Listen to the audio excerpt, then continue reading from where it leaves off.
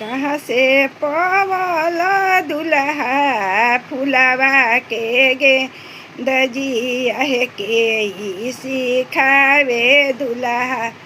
एखेला फूल गेंद जी अरे के ई सिखावे दुल्हा खेले फूल गेंद हमारा पापा के सुभवा घनी फूलवा रिजी अरे पोपे सिखावे सुभवा खेले फूल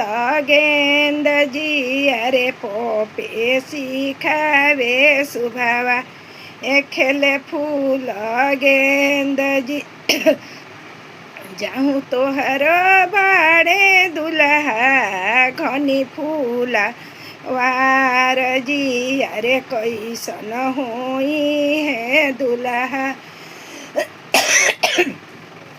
घरवा से द्वार जी अरे कैसन होई है दुल्हा घरवा के द्वार चार खंभा के घरवा हवे हमार जी चारी खंभा के हमरो चारी खंभा के घरवा हमरो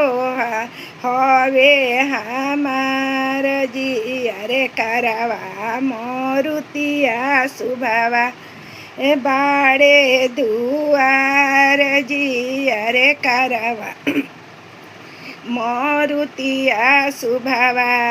बाड़े दुआर जी अरे हथिया से घोड़ावा सुभवा बाड़े दुआर जी हथिया से घोड़ावा सुभवा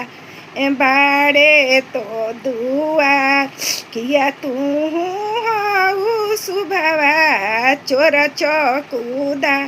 रजी अरे किया जो आइन कैलू आए कर विभाग जी